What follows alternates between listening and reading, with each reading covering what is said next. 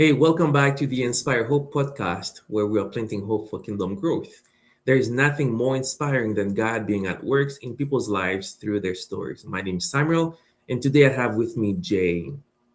Jay is the executive director at Stony Lake Bible Camp. He's married to Jen, and they have three children: Caleb, Autumn, and Taryn.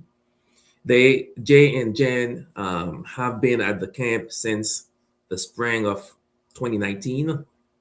And a little over a year ago, Jay was diagnosed with terminal brain cancer and has been given a lifespan of 5 to 7 years. But Jay still continue on the camp, trusting that God is still holds them in his perfect timing. So this is real story, real people, real faith of what God is doing in people's life. So Jay, thank you for trusting us with your story this morning. How are you doing today? I am good. Yeah. Yeah. Thanks for having me on here. So, It's a yeah. pleasure to have you, Jay. Yeah. Jay, tell us a little bit about where you grew up, how you grew up, and the world that shaped you. Absolutely. Yeah. So I was born in, actually, I was born in Libby, Montana, which is a little tiny logging town down in the States there. And my family was obviously, we were from the States, and my dad was a pastor of a small church there. And kind of through my parents' journey, they ended up moving up to Alberta, Canada. Hmm. And my dad had gone to Bible college there, and he actually ended up later on teaching at the college. Um, so yeah, growing up, I was one of the one of the staff kids on Prairie Bible College campus, Hmm. and Hmm. so that was actually awesome. It was a like kind of a great little neighborhood we lived in, lots of kids to play with. It was a really good environment. Definitely at that time, Prairie was much more of a legalistic college, I would say, just Okay. in how their outlook on things. And as a kid, I remember like life was good. Like we had a good childhood, good friends growing up, and but I don't ever remember making a commitment to Christ. It Hmm. was just something that we did in the home, and beyond that, it was just normal life, right? Hmm. Hmm. Uh, so yeah, growing up, we ended up, I think in junior high, we ended up switching. My dad's job changed, and he ended up working for managing a print shop, and the cost of Prairie at the time was really high, so we ended up switching to town school, and that was actually not a bad thing. Like Prairie was going through some tough times at that point, and their teachers were just about every year new teachers, so it was actually a good transition going to a more of a stable school, honestly. Hmm. And ended up though, kind of went through high school, had really good friends, but none of us were pursuing God. I guess it was just Hmm. uh, enjoying enjoying life for ourselves, I guess. So uh, ended up after high school, I just worked at a lumber yard, and uh, we were kind of in the. Thankfully, we never got into drugs or anything, but we were just kind of in the party crowd, and that was um, yeah, that was a time where I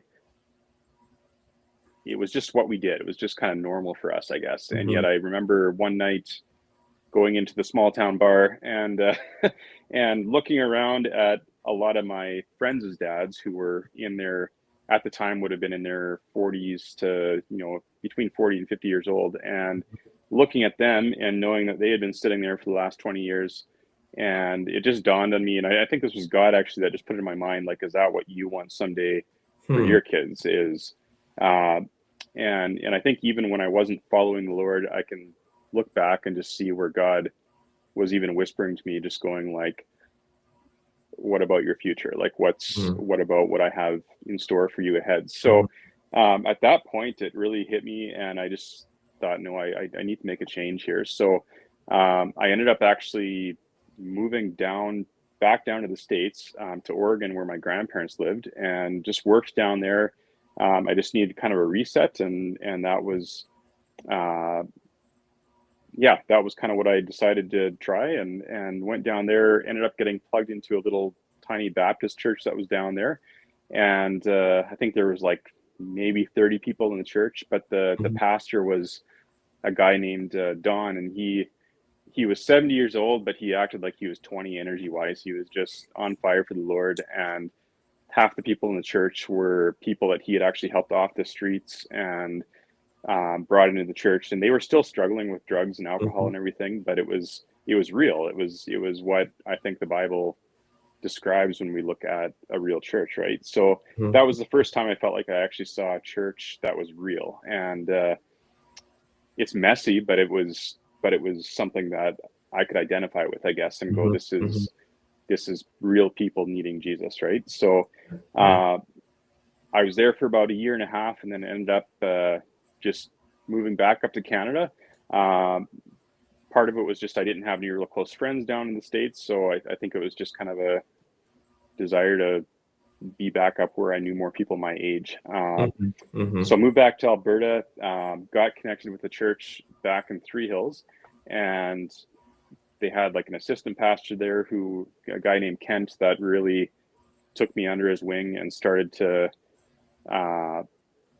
just had kind of a history like mine, and was willing to speak truth to me on where I was messing up, and just be honest with me. So shortly after moving back, I actually ended up giving my heart to the Lord. Would have been like early 2021, something like that, and got baptized. And shortly after that, one of my friends growing up, his dad was the camp director at Blue Rana Wilderness Camp, which is in the Rocky Mountains in Alberta there. And he knew my story and reached out and just said, "Hey, I need male staff for the spring and summer. Are you interested?" So I ended up going out to camp, and it was a small staff team. I think there was 8 of us. And again, it was just stepping into this world where the director was, a solid Christian man who just modeled servant leadership. Yeah. And the people that I worked with as well, it was the first time I'd actually experienced people that knew how to have fun without involving a substance, right? It was like just real genuine fun that that was good. So yeah, I really started growing there in my walk with the Lord, and yeah, that was when I feel like my walk with the Lord really became my own, and it was or my own relationship with God, I guess, is seeing my need for putting your faith to work, I guess. So yeah. So you were the director at that time. You were the male leader, and you Yeah. signed up to go there.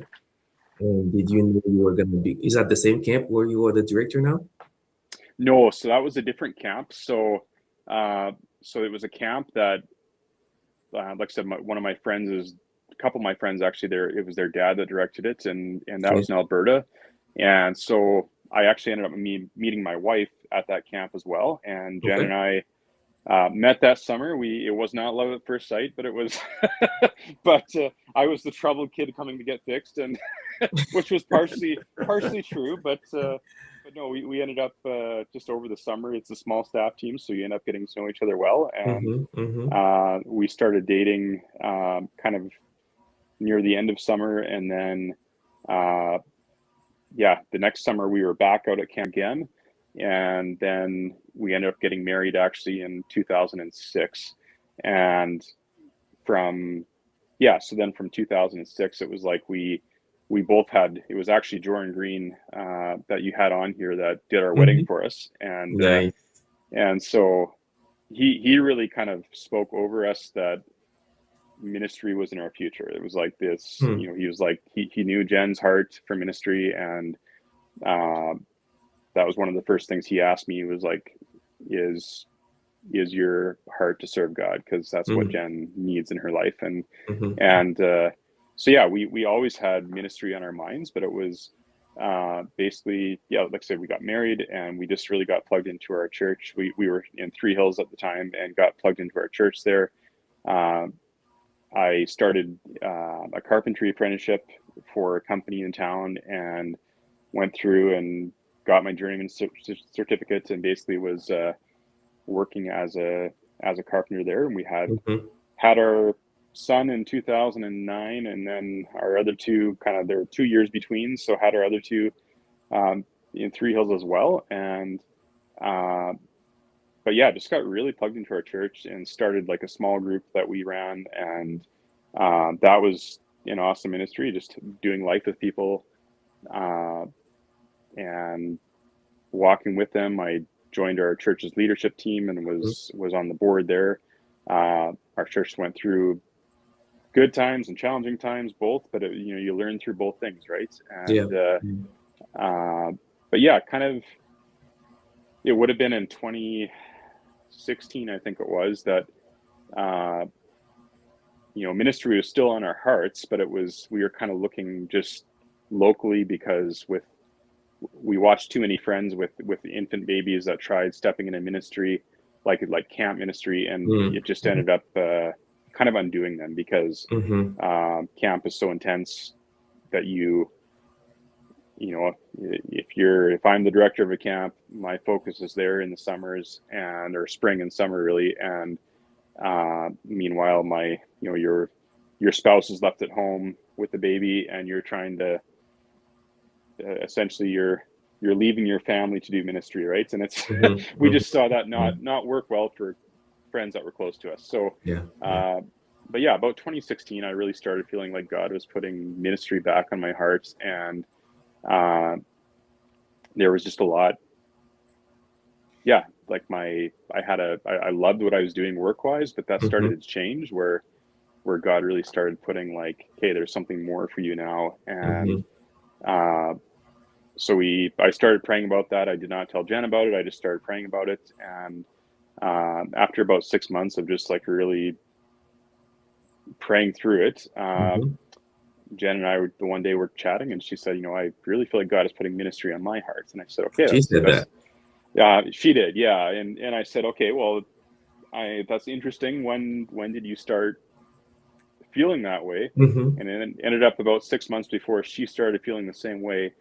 But it was one of those things where we were both just searching our own hearts, going like, is this what God wants, or is this just that I want to change for the sake of change, right? And so once we discovered that we both had the same timeline, we're like, okay, this is that's a confirmation. God's involved here, and this is so that was good, scary but good at the same time, because the job I had was very very stable job. You had a company vehicle, and they paid for all your benefits, and it was paid very well. And so it was one of these situations where it was kind of like, man, like, we're comfortable, life is easy. It's why would we leave, really, is what it came down to. But it was like God's calling us, and so we started praying together about that. We kind of included our small group into praying for us as well, and just said, this is what we're feeling. We're not sure what this looks like, but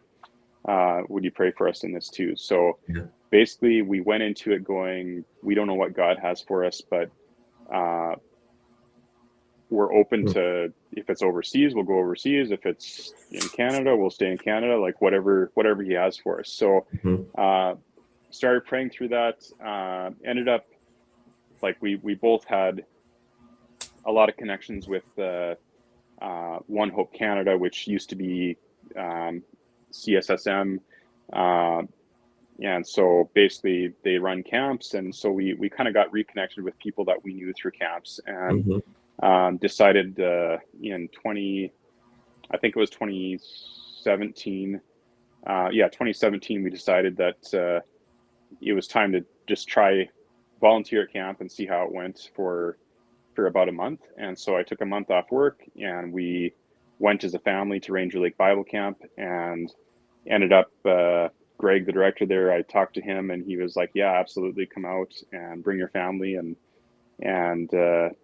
went out, spent the month. And honestly, we went out of that summer going, man, like we feel like we're ready for this. Like we're like ready for ministry now with our kids. Cause that was a big thing, is we didn't want to have this be something where our kids would get near the end of, or step into ministry with us, and end up hating it, right? It's like we wanted it to be Mm-hmm. something where God was calling all of us. So we started kind of after that, we started talking to the kids just about, hey, like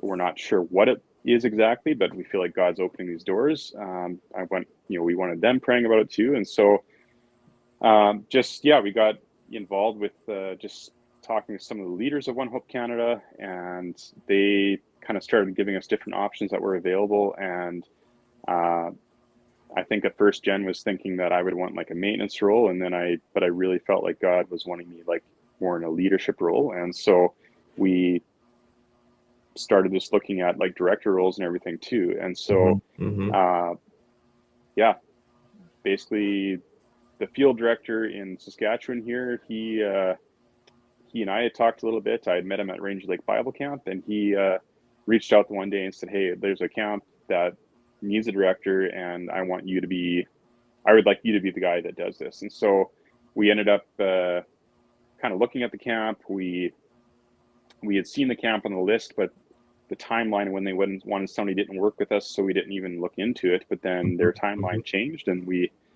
came out to the camp and saw the camp and met the board, and the board actually ended up the weekend that we came out, the board actually ended up offering us the job, and I kind of tapped the brakes and said, "Okay, give us a month to pray about this because we need Mm-hmm. to." Mm-hmm. It was 8 hours from Three Hills, so I wanted to make sure that it was the right move, and so we fasted and prayed about it for a month, and just had our friends that were close to us just kind of ask them, "Hey, what do you think of this?" And basically, it was just confirmation all around from Yeah. everybody that was in our tight circle there, and uh, so yeah, we made the decision that we'll come, and so I started in the spring of 2019, and then Jen and the kids came. I think it was end of April I came, and then Jen and the kids came once school was done at the end of June, which I wouldn't recommend for people. That's not easy when you have young kids. And my wife, my hat is off to my wife because that was a lot on her. Yeah. I don't know Yeah. if we do it that way again, but but Lesson that's learned. what yeah, exactly. It's so, but no, it was good. And I mean, my hats off to my wife for when Jen and the kids moved out here, we didn't even have a place to live yet. Mm. Like we in the summer there's a spot for us to live in the camp, but in the winter there isn't. So Yeah. uh, I think shortly after Jen and the kids came, we did find a spot that we were able to move into. But in the meantime, we had our stuff stored in a few people's places, and so that was kind of crazy. My wife does not do well with moving, so that was a lot on her. So It was tough. I Yeah. appreciate her ability to hang tight in that time. Uh, but yeah, I think it was yeah, and there was challenges in that. Like there was the couple that we were taking over from had been at the camp for 40 years and Mm. uh, had done an amazing job of building the camp up and running it, and so no negative, like nothing negative towards them in that. Like they did an amazing job there, and that was amazing to just see what they had done over the years. Mhm. Mhm. But it was definitely apparent that uh, that they were done, and yet they just they didn't have kids themselves, so it was very hard to let go of the Okay. camp Yeah. because really it was like their child, right? And Mhm. which Mhm. again I totally can understand, and yet it makes it very challenging when you're hired to basically take over the position, and you're basically the board kept this couple on when we came, and the idea was they would train us in the role, and then we would take over, uh, and there's definitely benefits to that, but I think the longer I've been in ministry, the more I've seen that that's very challenging. Like Mhm. Mhm. it's not an easy thing to do, right? And so there was definitely just big challenges we had in that, and uh, yeah, basically things started coming to the point like once I was actually put in the role of executive director, they stayed on as the facility people uh, and just cared for the facility. But I think that there was this idea that they could just drive from the back seat, though, right? And Mm. that Mhm. Mhm. and that I would just comply with what was wanted. Yet we just saw a direction that the camp needed to take for the health of the staff team and everything. And so we started kind of turning the boat, and that just did not go well. Like it just did not go well that we weren't keeping everything the same as it had been for 40 years, right? Yeah. So, and again, I'm not downplaying anything they did. I'm just meaning it was a challenging spot for Jen and I to be in, because our younger staff team was seeing the need for change, but yeah, that was just a challenging place to be, and I think that's hard for both sides, right? And Yeah. so, but yeah, we ended up kind of through God intervening and working through. I mean, it ended up that in 2022 they retired, and we brought another couple on who was doing our maintenance for us, and that's been a really good fit, having a new couple in there. And but I think for Jen and I, I think what we took away from that is, and it was tough to the point where I hit burnout. Actually, in I think 2022 I hit burnout, where it was just like so much pressure that we were under, trying to please Yeah. a few sides, and then you had a board that was used to the camp being run one way, and then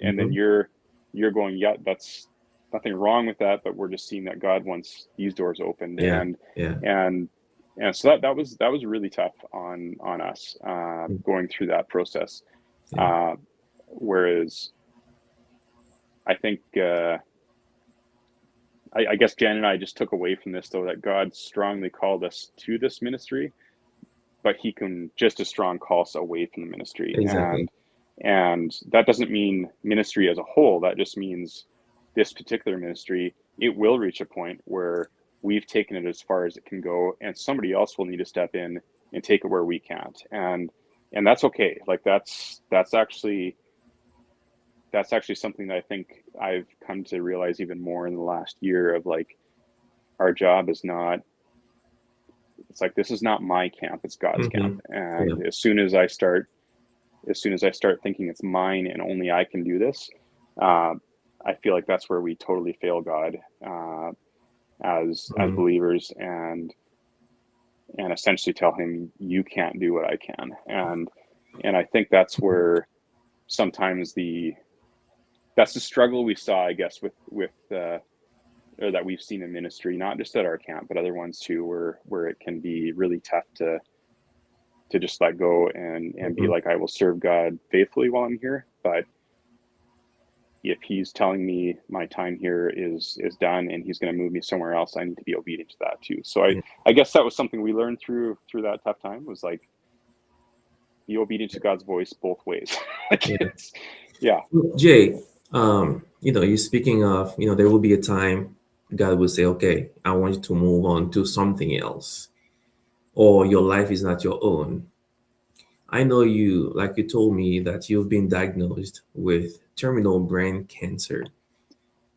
And basically, doctor gave you a lifespan of 5 to 7 years. That's what doctor says. That's not what God said, right? Walk me through the journey. Walk me through the journey. Help us understand how you're dealing with that news, and how, when you hear that news, what happened when Jen heard that news, when the 3 kids heard that news. Walk us through the journey. Yeah, absolutely. So that actually was in 2024. Like, it was actually in the summer of 2024 that I was diagnosed with brain cancer. And how that came about was, we were halfway through summer. We'd had actually a crazy week at camp. There's many camp directors I've talked to where they're like, man, we've never been in that situation. But we actually had to ask a speaker to leave camp, because we had a speaker that backed out last minute for good reason. I think there was family health stuff going on, and he had to back out. And so we were in a position where we had to find somebody last minute. I called my list of people that usually can step in, but they weren't able to make it. So we had this guy that had applied to come speak, and he had other camps down as references. And long story short, I said yes to him. He had on the list that he spoke at other One Hope Canadas. I talked to the one camp that he had been at, and I kind of got a go ahead saying he's good. Anyway, he ended up, after his second speaking session, and just with some personal conversations had in between, it became very apparent that this guy was not in a good place spiritually, and he was twisting scripture was what it came down to. Is Okay. he was twisting scripture, and so I had to confront him, and I took my associate with me, and we went and basically just said, look, this, like, essentially it became apparent that he had a lot he had to deal with personally, and I believe he was pursuing God, but it was just he was not ready to speak to a whole bunch of teenage kids, right? And so ended up asking him to leave, and he left. We sat our staff team down, told them, like, hey, this is what happened.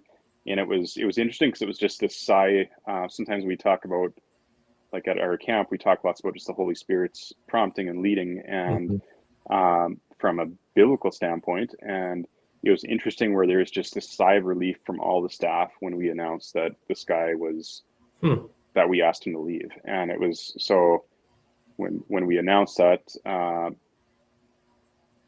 my wife was like, okay, like, all of you had a sigh of relief, like, why? And they were like, we just did not feel good with this guy speaking, and the way that he was using scripture just was grading us the wrong way, and our kids had a lot of questions about that. And so and we have, like, about 50-60% of our kids are not churched, but it was just confusing how he was sharing things. So we kind of took that as going, okay, like, this is, again, God's involved there.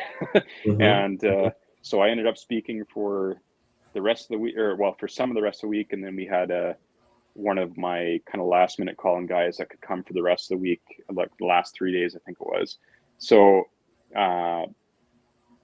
so we had that going on, and we had staff issues going on. It was just a crazy week. So at the end of the week, it was Friday, and we had a mom that wanted to bring her son out and his friends out to do a paintballing for his birthday. So the way that our camp is laid out, our driveway is quite long, and to get to the paintball, you've got to go down the driveway, kind of back out to get to our paintball field. So we had these Rangers, which are like it's like an oversized quad with a windshield, basically, and I was driving one of those out to the paintball field to fill up or get the paintball field ready for this group coming.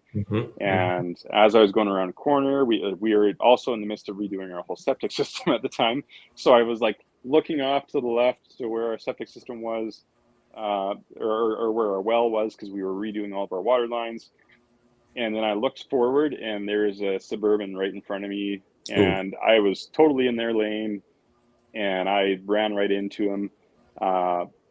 My head put the windshield out of the Ranger, and I set off their airbags. Thankfully, they were fine. Thankfully, it was, but it was just one of those things where it was like just 100% my fault, and so ended up dealing with the insurance side with them. They were good. It was just like, dealt with the insurance, and about 3 hours after this event happened, my facility manager came to me, and he's like, Jay, you need to go get need to go get checked, because he's like, you put the windshield out, and I never passed out or anything, but it was just like, so after I kind of begrudgingly was like, okay, I'll go get checked. Went into the hospital. Right away, they just were like, we're going to do a CT scan just to make sure that there's no head trauma. And so I thought that was kind of extreme. So, but I'm like, whatever, like, I'll let them do their job. And so they do a CT scan, and then the doctor comes in, and he starts asking me all these really weird questions. He's like asking me if I've ever had seizures. He's asking me if I've ever like just odd questions that had nothing to do with the accident, right? And so after about the fourth question, I'm like, what did you see? Because this has nothing to do with the accident. And he's like, yeah, you're right. Like, there's something in your head. And he said, it looks like some sort of brain damage or something. and yet it's not from this accident. And he said, but he said, it's big, whatever it is, it's large. So he said, we'll back up here. And he checked me for whiplash. There was nothing there. So he basically was like, can I scan you again? And we'll put a dye in your system so we can see the scan better. And then we'll see what this is about. So I agreed to that. So they did the scan again. There was 4 doctors in there. They were looking at the scan. They couldn't figure out what it was. It looked like a tumor of some kind, but they just couldn't figure it out. So they sent the results off to Saskatoon, and they had like a trauma surgeon and a neurosurgeon look at the scans. And the trauma surgeon looked at it and said, this has nothing to do with me because this is not from an accident. And the neurosurgeon looked at it and said, I want to see him like as soon as you can get him here. So all of a sudden, next thing I know, they're like, we want to send you by ambulance because we're not sure what we're dealing with. So anyway, I call my wife and I'm like, so That is scary.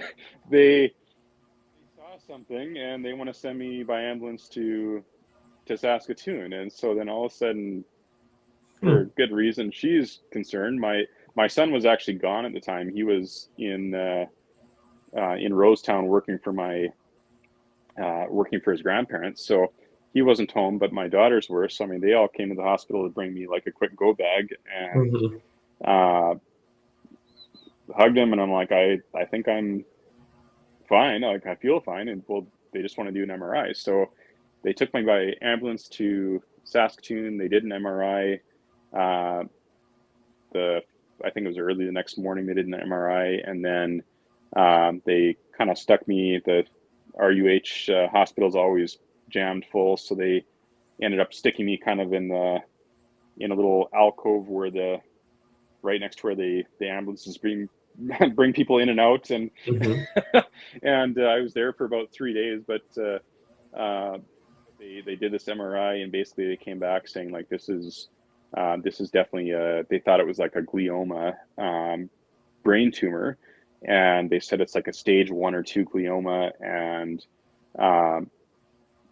but they just weren't sure what to do with me, I think, because it was like I had no symptoms, and the only thing that they could kind of link to the tumor was that I would have double vision at times, and I just thought it was age related because I was a little bit over 40, and I just thought this is part of aging, and the neurosurgeon looked at it and said, no, that's definitely because of the tumor that you're having this double vision. So I was there 3 days, and they ended up at the end of it just saying like, look, we're going to keep doing scans, but because you seem fine, we're just going to send you home. So ended up kind of the next week, I was back at camp again, and it was like basically the neurosurgeon said get lots of rest, because he said if you don't get enough sleep, you could end up having a seizure. So he said get lots of sleep, and we'll just keep the scanning every 3 months. So went through the rest of camp. It would have been mid-October. I had another MRI, and but by that time I started to have some symptoms where basically I was having like really loud ringing in the ears all the time, headaches. All of a sudden started, like I never had headaches before, but all of a sudden I started getting really bad headaches where I was having to take Tylenol all the time, and then double vision started turning to blurry vision, and like to the point where I couldn't drive at times because it was so bad. So so basically the neurosurgeon ended up looking at the scan again that was done in October, and he gets looking at it. He's like, "Okay, this is all of a sudden stage 3 instead of stage 1 or 2." So, and it's just to do with the color inside the tumor that they can tell that. So, so yeah, we got a call end of October saying we're booking you for emergency surgery. November the 5th is when we can get you in, and we need to get this thing out if we can, or get as much of it out as we can. So it was on the front left side of my head, and it was about the size of like an avocado was the size of it. So it was a decent sized tumor. And again, they couldn't believe I wasn't having more symptoms, but I think the benefit is I'm left-handed. So they said that's with that being the case, a lot of the my speech pattern would be on the right side instead of the left side. So they said that was actually kind of a blessing right there. And so yeah, November the 5th, this was obviously a lot for Jen and the kids because,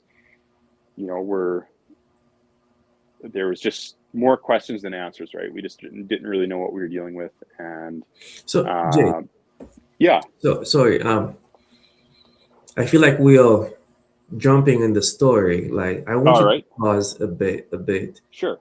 When you're getting all these news coming at you, what was going on in your head? Like, what Good question. in your heart with God? What was going on? Yeah. Okay. Yeah, that's a good question. Yeah, let's back up some because I think basically when we got the news that it was indeed a brain tumor, that was back in, like I said, I think that would have been early August or late July, early August that we kind of got that news. So, so basically at the time, the doctor or the neurosurgeon told us, like, based on what you have, we can't cure this. He said, like, this is not a curable, they can remove glioma brain tumors, but he said we can't cure the cancer. Basically, you do chemo and radiation, and but he said right now, because it's not doing anything, we're just going to watch it and see what happens. So, but basically at that point, we asked him, like, does this affect like lifespan? Like, what does that look like? And he said, well, yes, it's. He said at the max, you're looking at 20 years, is what I was told at the time. So, so I think that was, like he said, it could be, but he said with this kind of tumor, he said it could be 2 months, it could be 2 years, like 20 years. We don't know because it depends on if it starts regrowing again. It can cause, all of a sudden, it can cause major issues, right? So, but I mean, the bonus is I never had any, basically I never blacked out or anything like that. So that was good. But at the time, basically Jen and I, as we were processing just together, I was like, well, I guess the weird thing is I was never actually scared. Like I was never scared of this. It was like, so why weren't you scared when you're getting all these news? Like, yeah, you have 2 months to live or 20 years. Like, we don't know. And you have 3 kids, you have a wife. And why and weren't you scared? I think that so this is going to sound weird, but actually the day that I had the accident, when the doctor came in and it turned out that they had found something, I actually chuckled because I'm like, okay, that makes sense, because like that spring I had definitely felt like there was like a lot of times where I was like not with it totally, like in terms of just being like I mean, camp is very, and camp is very stressful, which is not, and it's like, it's awesome, but it's stressful, right? So it's like, there was just times where it's like, I'd hit a points where I was just like, man, I just feel like my head is going a million different directions and I can't, focus on one thing. Right. And I think that, and even that day that I'd had the accident, it was like, again, that day I was really feeling that way. And it was just like, again, I chalked it up to stress, and yet I look back and I'm like, I think it was actually just the effect that the tumor had, putting pressure areas probably that there shouldn't be pressure, right? So, so anyway, I guess at the end of the day, it's like I still hold strong to, like, God knows the number of our days, and he holds that. And so I don't have a death wish by any means, but it's like at the same time, I just believe that I could die tomorrow. I could die 60 years from now. I don't know. But, and I still believe that, but I think when we were just facing the news of like, hey, this is not curable, like we can hopefully remove it at some point if it needs to be, but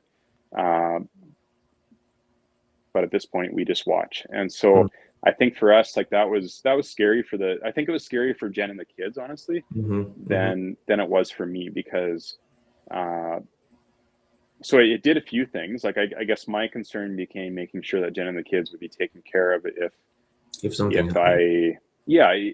happened, right? So thankfully we had like life insurance, or like we have that. Thankfully we've got some other things in place that just kind of help financially if I were to die. And so it's like, for me, it was like getting all that organized, though. Like I said, it was all in place, but getting it organized so that essentially, if I do die sooner than I think, Jen's not left having to sort that all out and figure Yeah. it out, because and we've seen that happen to close friends before, where one of them will die in an accident or something, and all of a sudden it's so much for the person left to try to just Mm-hmm. sort through, like, what did we have for insurance, what did we have for all this. And it's not like Mm-hmm. I kept Jen in the dark over any of that, but it was just, I did it, so it was like Yeah. she Yeah. wasn't worried about it because I took care of it. And so really it opened up the door for us going, okay, like, basically now I have what they call a knock box, which is like all of our important papers are in one box. And our will is updated. Like, we updated our will recently too, we had one, but we updated it just to make a few changes there. But it was like, Mm-hmm. all that stuff is now in one spot. And I would encourage people to do that, because it's just like, you don't think of it, but it's like, typically in the household, one person takes care of that. It could be the husband or wife, it doesn't Yeah. matter. It's like, but usually one of us takes care of that, and you don't think of it till you need it, right? And Yeah.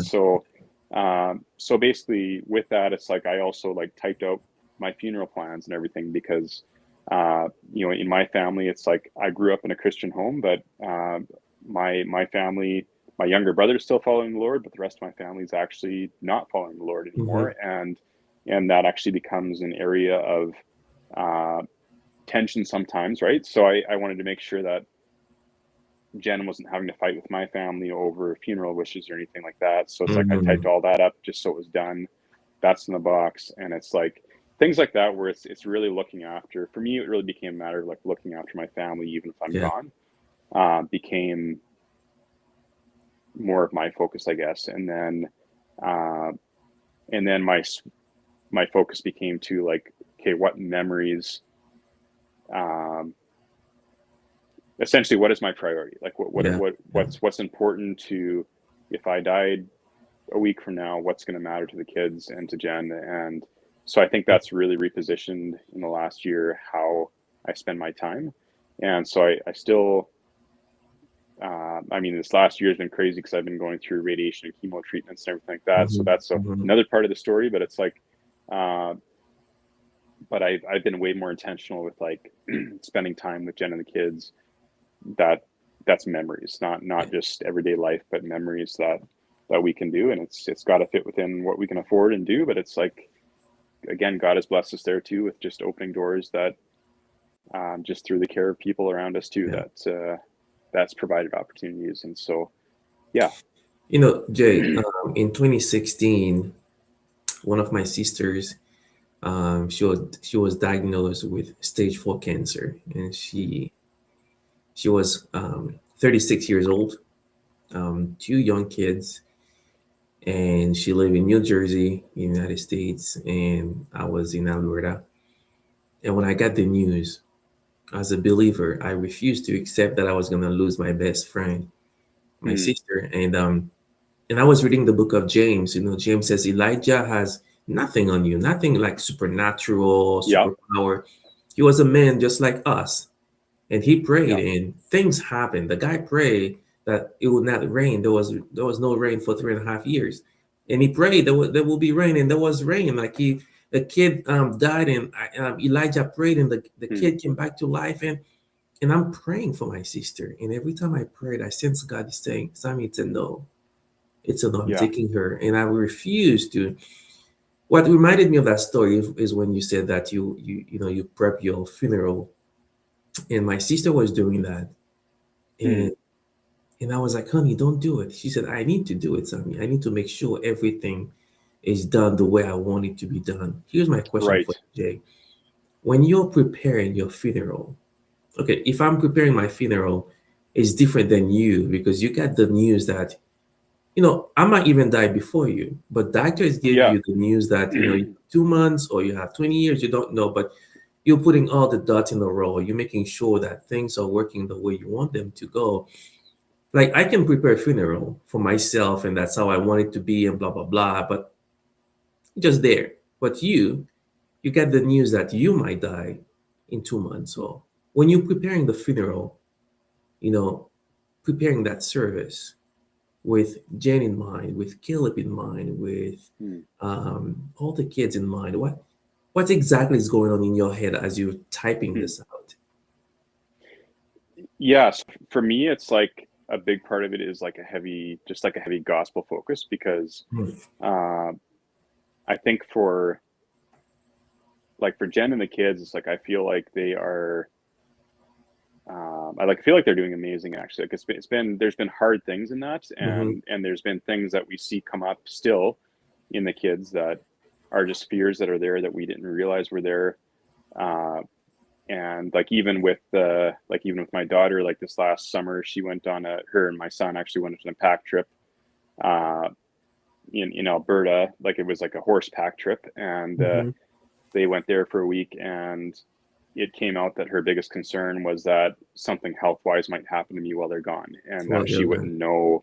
she wouldn't know about it, right? So things like that where you kind of go, okay, like there's fears there that I just didn't even think of, Mm-hmm. Mm-hmm. and yet I can't change it, but it's good to be aware Mm-hmm. of those fears, and I guess validate the fears too, and just go like, yeah, like I can't promise you what my health will look like, but um, I'm healthy now, so we can hold on to that. And so, uh, but yeah, with preparing the funeral, it was really more a matter of going like, again, I didn't want this being a stress where Jen was having to fight with members of my family or anything over how this looks, Yeah. but just have it be clear that this is what Jay wants and this is what he typed up, and Yeah. so removing that angle of it, but then also. Uh, I think at the end of the day, Jen and I's focus has been like, I'll talk on the healing side a little bit here in a minute, but it's like Mm-hmm. we've had essentially we've had way more ministry opportunities open up since being diagnosed with brain cancer than Mm. before, and it's been with community members like Yeah. in Melfort where we live. It's been with uh, members in our church. It's just been interesting how God just keeps opening doors, Mm-hmm. and we basically took this to face like there to social media, like we were honest on there with the journey and going through what everything and giving updates, and that was really cool just because Mm-hmm. we didn't realize the impact that would have, but that actually had a huge impact on people, and both believers and non-believers, right? Yeah. And just uh, and so I guess in the funerals, like I just want it being like a heavy gospel focus on like we all face death sometime. Like Mm-hmm. that's a guarantee that all of us will. But it's like what's after that? Like what Yeah. give thought to what where are you going at the end of that? And I think that's where uh yeah, I just want I want it being a celebration of life, but I also want it just being like we all face this sometime, and where are you at? Because Mm. I think that should be our focus Yeah. in life, and we're yeah. So I think that's where my mind really went to. It was like making sure that it was not uh, like it might be the end of my physical life here on earth, but it's like that's not the end of the gospel. Like that keeps going, right? Yeah. And so yeah. So Jay, how is your heart with God? Yeah, so I feel like I feel like it's actually been I feel much closer now, and I think a Yeah. lot of that is because uh, living with that reality. So basically, uh, November the 5th, they ended up doing the surgery. They removed. It's a surgery where they put you under. Mm-hmm. Uh, they took out a big chunk of my skull here, Mm-hmm. and once they have you all opened up, then they actually wake you up, and they basically start probing areas around the tumor to see if they can safely remove it uh, because they don't want to remove your speech center or something like that, right? So Mm-hmm. so they want to know where they can stop, basically. So uh, the blessing is they were able to remove actually almost all of the tumor, which Okay. at first they didn't think they would be able to. Um, and then like the surgery was a success, and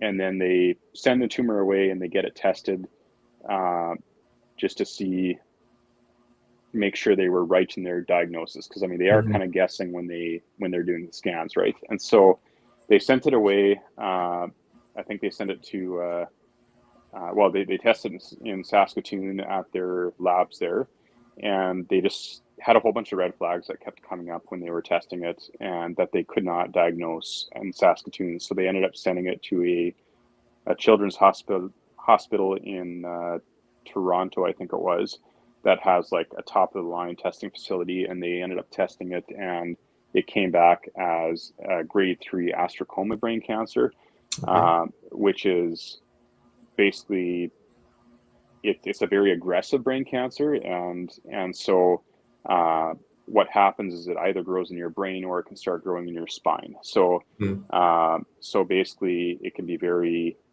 when it becomes active, it can be very deadly very quickly if it's not caught in time, right? So they removed the tumor, and then once they got the results back from what it actually was, that changed the timeline to 5 to 7 years instead of up to 20, right? So and that's based on stats of what they see. So it's not God saying it, it's just what they're working off of what they see typically. So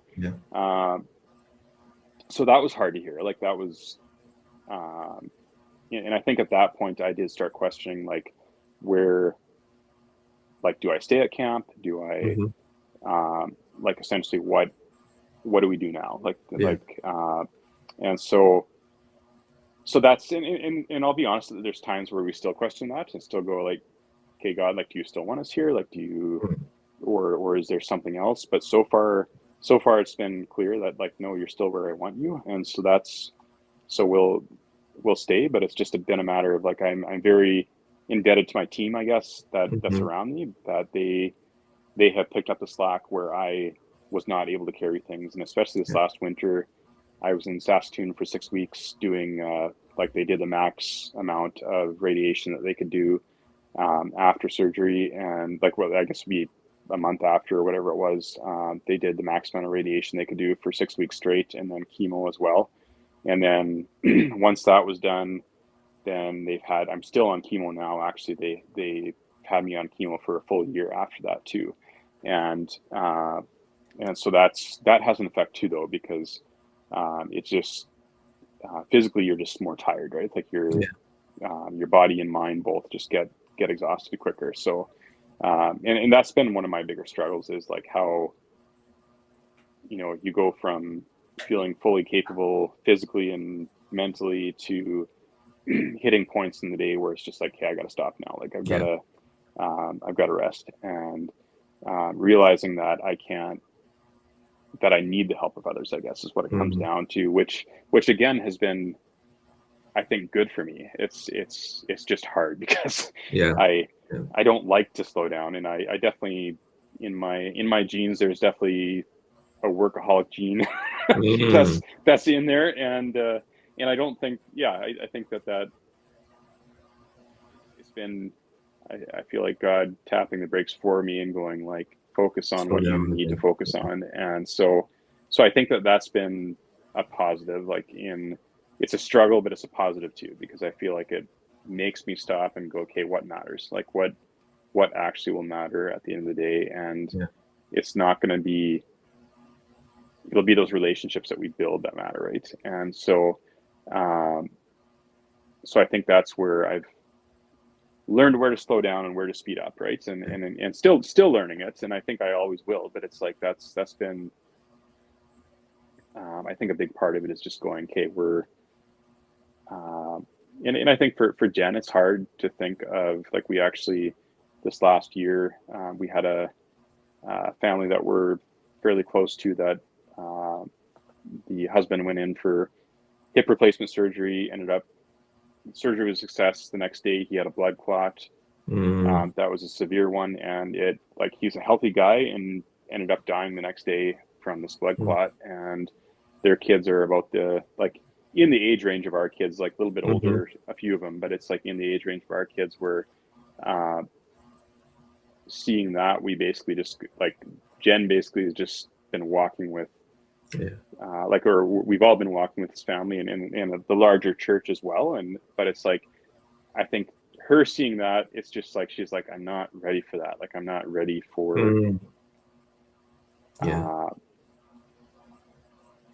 not, it's like that fear of facing that time alone, I guess, is what it comes down to. And it's, so. You're still in this journey. What would be a word of encouragement for people who, like, doctor might say to you, you have 2 months to live, you have 6 months to live. Mm-hmm. Let's talk to those who are Christian and afterward to those who are not. What would be your word of encouragement or your word of advice, your word of wisdom as you're going through this journey? What would be your word of wisdom to them? Yeah, I think for people that are like in my position of having medically having a lifespan that is going to be less, most likely. I think it's just, again, making those, like, refocusing your energy where it's like, in time where it's going to matter. And that doesn't mean quit work like that. Like, you've still got to do life. I mean, I don't want to just sit around and do nothing. So it's like, you've got to be busy, keep yourself busy in a healthy way. But I think it's really, looking where, I mean, this last year, like, I made it a priority. Like, my son loves hunting. So it's like, we went bear hunting together this spring, and he got a black bear, and my daughter actually ended up getting a black bear too. And it was just like time together doing that kind of thing. We did hunting together as a family this fall, and like, same kind of thing where it's just like that quality, making the quality time, right? And I think with your spouse, I think it's and I am far from perfect at this, I'll say, but it's making it a priority to, like, value that relationship and I guess be true to your spouse, just in terms of, like, what you're giving them and what you're like, and letting them grieve and letting them, and it's not that you have to be strong for them either. It's just a matter of, like, grieving together over what you thought you were once going to have. And we always talked about, like, Jen and I always talked about, like, things that we would do when we retire. And we had a list of, like, and we still do have that list, but it's like, all of a sudden it went from, okay, this is something that we didn't really think about until, 25 years from now, to all of a sudden going, okay, what can we do now? Like, what are those things that we can put in our list now instead of later? And again, I don't recommend people go into debt doing that either. So I'm not saying go take out a huge loan and and wreck yourself financially. I'm not meaning that. I'm just meaning, what are the things that you can put on the list now that are doable now? And honestly, I'd look at it and go, you know what, if I live another 30 years, I won't regret anything that we're doing now. So yeah, I think it's just like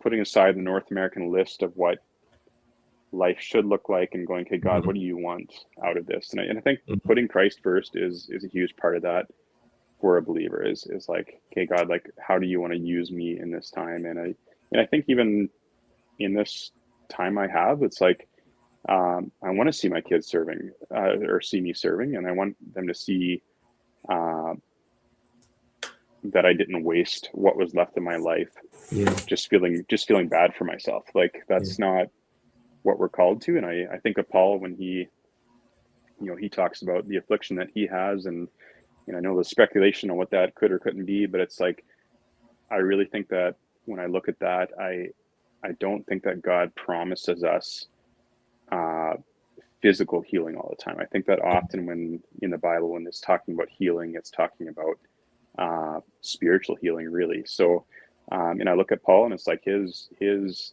affliction God used for good, and so So yeah, and I think for a non-believer, I think in this, like we've actually encountered, like we had one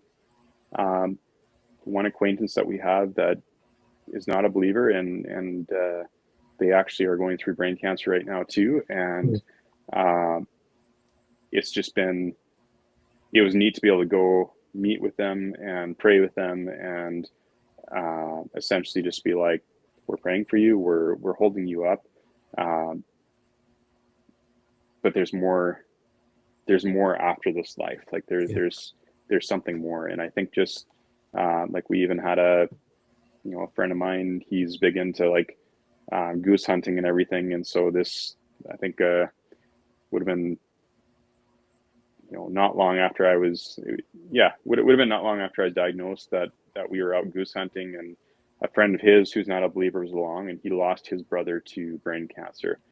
Mm. And anyway, he just couldn't believe that I had brain cancer because I was happy, like I was Yeah. Yeah. and so I think for people to see that, okay, there's joy even in hard things, like there's still Hmm. joy, and Yeah. that comes from Christ, not from my own inner desire. If I relied on my inner desire, I would not be in a good place. So Yeah. it's Yeah. so Well, yeah. if I hear you, um, Jay, for myself and for anybody out there, first of all, put Christ first, family, and enjoy today as a gift. Every day that God gave us, like I have a saying that I said, every day above ground is a sign that God is not done with me yet. It's a sign that God is still has something for me. And every day for you, Jay, and for anybody who is watching or listening, is that every day above ground is God saying, "I'm not done with you yet." So, Jay, we're gonna finish today. Hmm. Is there one more thing you would like to add before I close? I think it's just, yeah, like I said, just living life where keeping in mind that we don't know our time, like we Yeah. God does, and we don't. So it's like fill that time. And I mean, you're gonna mess up too, but it's like turn back to God. Like Yeah. I love the story of David, because David messed up a whole time in his life, and yet he had a repentant heart. And I think that's Hmm. where we need to be as believers, is like we, when we mess up, repent and turn back to Christ. Like Hmm. you're, so I think that's where, yeah, Well, keep living that way. thank you so much, Jay. Thank you Yeah. so much for your time, and thank you so much for sharing your story with us.